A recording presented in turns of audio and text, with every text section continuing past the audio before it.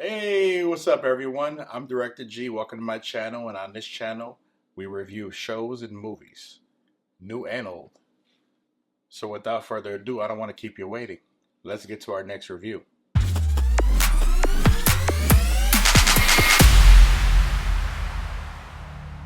Alright, so the movie we're going to be talking about today is an instant classic to me. John Carpenter's The Thing. The Thing is about a team of 12 scientists that are basically living on for their job on an Antarctic base, very isolated in the middle of the Arctic. And there's a Norwegian base, not, I wouldn't say close by, but it's, within the distance.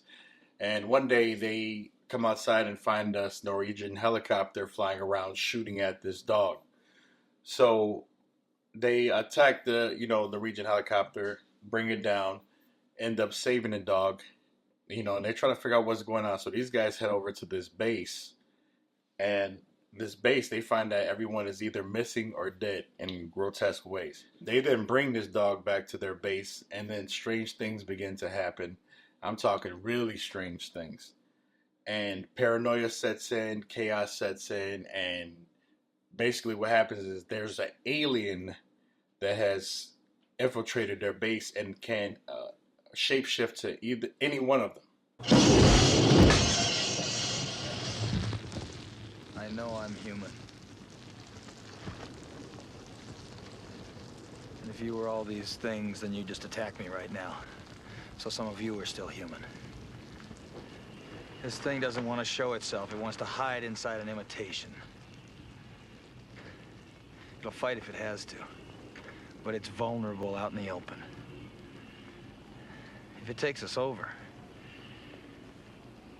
then it has no more enemies. Directed by John Carpenter. He stated that all of his films, that this was his favorite film. Now this film is considered a benchmark in special effects. The special effects were created by Rob Bottin, who was only 22 when he started the project.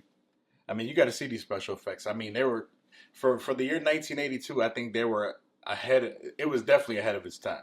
I'd never seen anything like it. According to John Carpenter, he takes all his failed movies pretty hard, as most directors do. But when the film was released, it was released to a lot of negative reviews. People didn't like the movie. They thought it was garbage, hot garbage. Not only that, it was a box office bomb. It didn't make no money. The critics panned it. They didn't like the gory effects, tone, the characters. They call it too phony looking and too disgusting. They just said it's junk. Another reviewer said it's hard to tell who's being attacked and hard to care for each character. Even the great Roger Ebert, he was disappointed by the superficial characterizations and the implausible behavior, and to dismiss the film he basically said it's nothing more than the original 1979 Alien knockoff, which is out. I'm going to agree to disagree. Mostly disagree. So basically all these reviewers, they were just pounding it on John Carpenter. Like another reviewer told him, or said in the papers, "Oh, if you want blood, go to the slaughterhouse." I mean, come on. It's ridiculous. The film it's entertaining, it's suspenseful, it's the paranoia sets in. I enjoyed it. I seen it a long time ago, and I was like in shock. I was blown away watching the movie. I was just, it had me paranoid watching the movie. I didn't know who was the thing. I didn't know if he was the thing or he was the thing, or I didn't know who was the thing or the thing. But since 1982, that film has become a cult classic, and John Carpenter loves that this film has got this great following in the years that followed. What I think it was people probably saw it for really what it was. It was a great masterpiece. John Carpenter also considers this to be the first of his apocalypse trilogy, of what he called it. Is the Prince of Darkness, which came out in 1987, and In the Mouth of Madness, which came out in 1984, were other two parts of his trilogy. But he's saying that this was the beginning of his three-part trilogy. So come on now, McCready. The Norwegians get hold of this, and they dig it up out of the ice. Yes, Gary, they dig it up, they cart it back. It gets thawed out, wakes up, probably... It stars Kurt Russell, William Bramley, I think it's called.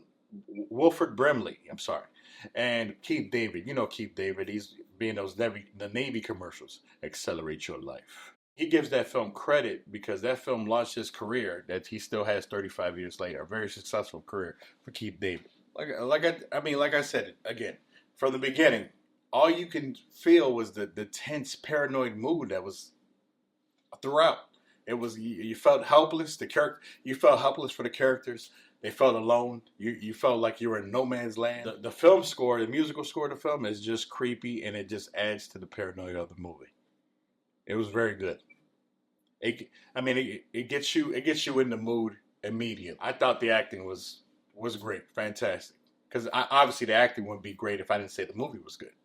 I think the best performance is probably given by the dog because he was trained really well to do everything. He did a good job. But Kurt Russell and all the other actors, Keith David and Wilford Brimley, they all did fantastic to make this thing most as believable as possible. I mean, you're thinking 1982 special effects, and they're not great, but hey, you better think again. You haven't seen it all until you've seen this. The animatronics are good. The body parts falling off where the characters are moving.